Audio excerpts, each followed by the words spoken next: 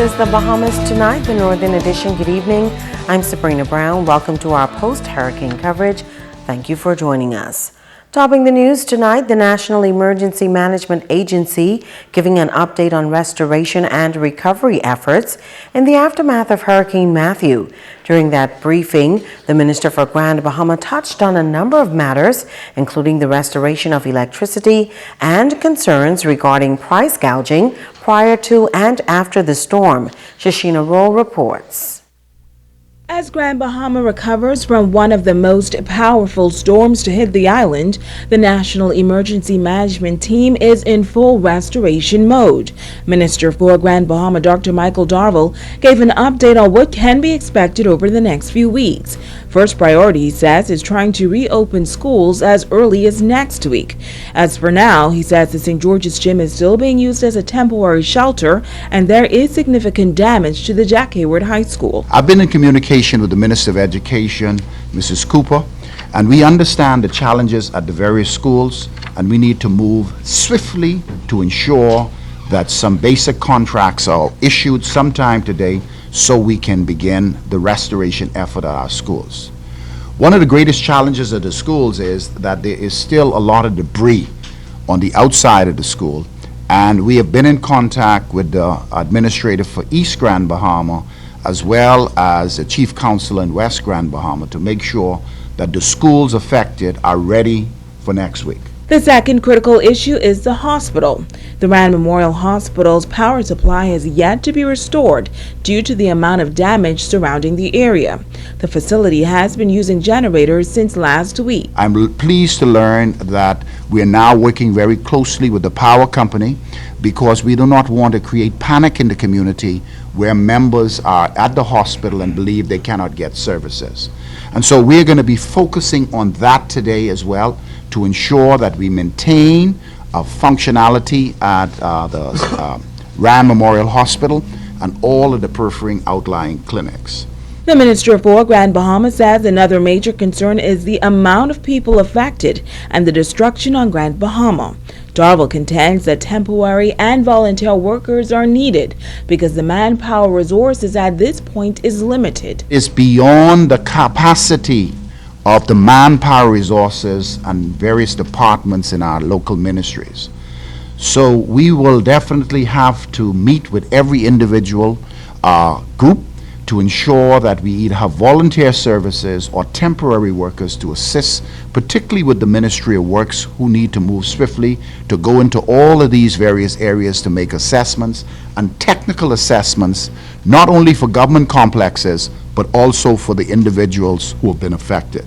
And then there are many reports of price gouging. I want the community to know that it is a crime.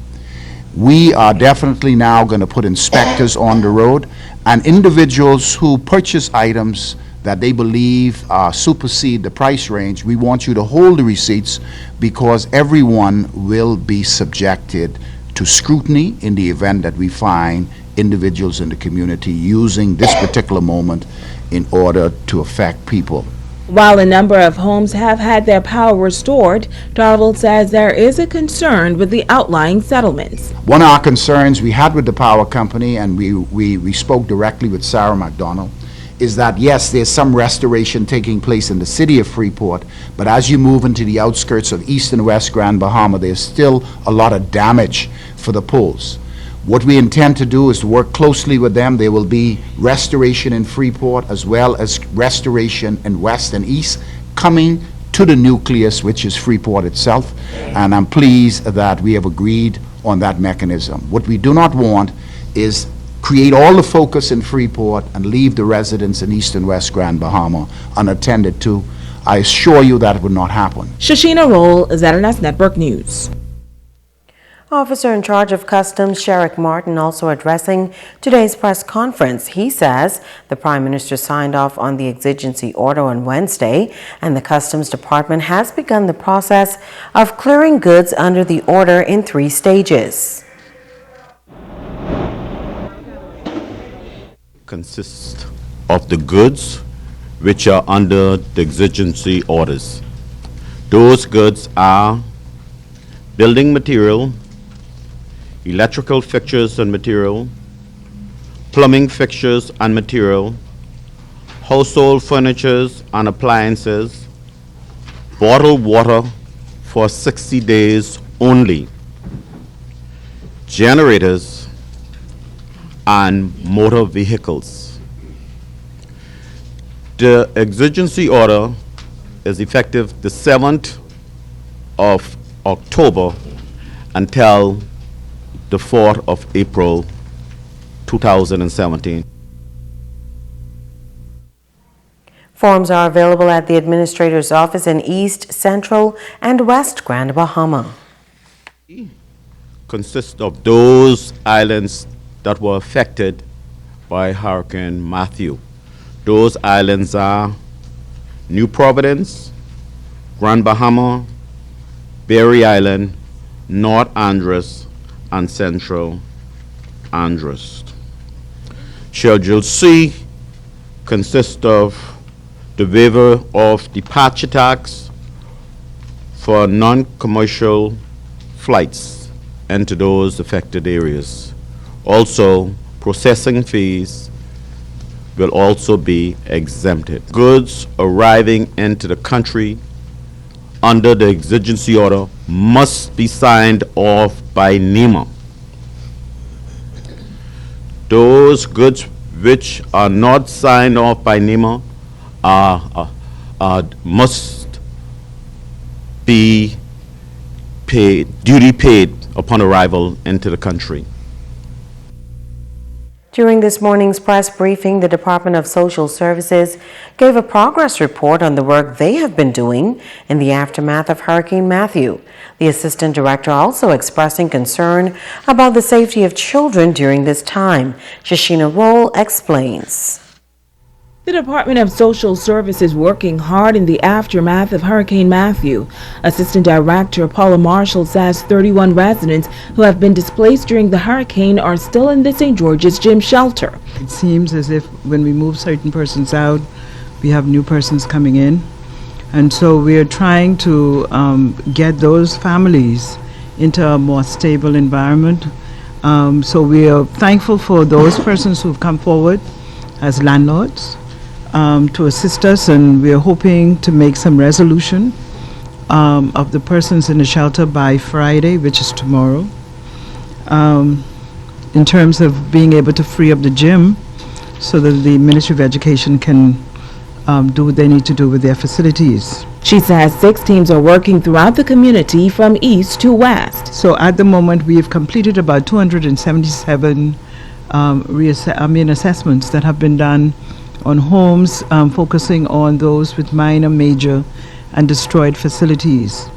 As we finish the information, we try to this information is being transferred to NEMA on a daily basis. Marshall adds that they are also assisting with food. We've been operating from the Urban Renewal Office in the National Insurance Building upstairs, and we need to inform the public that our operating hours up there for assisting persons who in need will be from 9:30 to 1 o'clock. We have been inundated with assistances up there, over 100 persons a day. And so we have to try to curtail it in order to make sure that the staff is able to do all the different assignments that they have been given.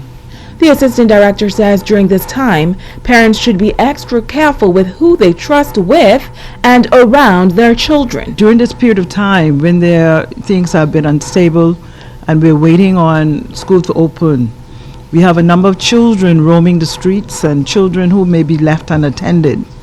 And we have received some reports of sexual assault as well as other concerns.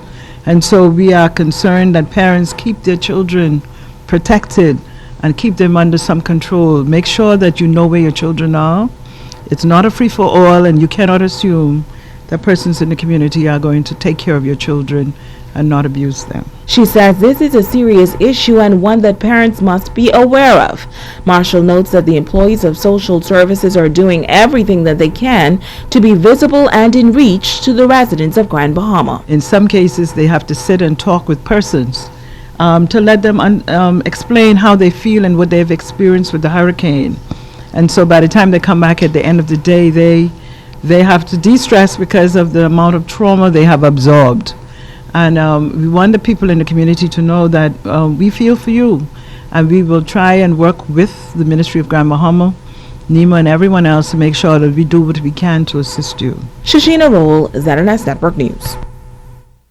Thank you, Shashina. The Grand Bahama Utility Company continuing with its efforts to ensure that residents on Grand Bahama have full use of that vital commodity, water. General Manager Giron Turnquest says while East Grand Bahama and Freeport should have water, areas like Jonestown and further west are having some serious challenges. That plant serviced the area of Holmes Rock and West End.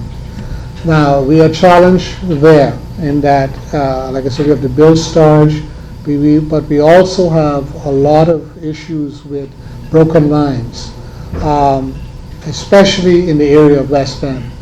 We're going to have to do an assessment of that area, full assessment of that area, because it was devastated by Matthew. A lot of the homes were, service lines were broken. So that is going to take some time for us to get into that area and get that back to some normalcy. He says while they are working feverishly to supply these residents with water, it may take some time.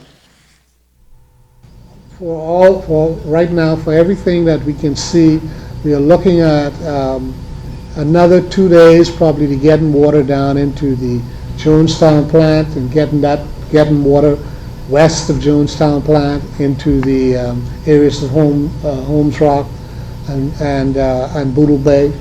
And if we can then, we may have to put a spigot probably at Boodle Bay for the folks in the west end of the island, for the west end constituency, west end proper. And then we will do the assessment in the west end proper so that we can then bring them back online. Leader of the opposition Free National Movement, Dr. Hubert Minnis, on island today leading a delegation to make assessments of the level of damage sustained on Grand Bahama. Dr. Minnis visited various areas, met with residents, and heard their concerns following the passage of Hurricane Matthew.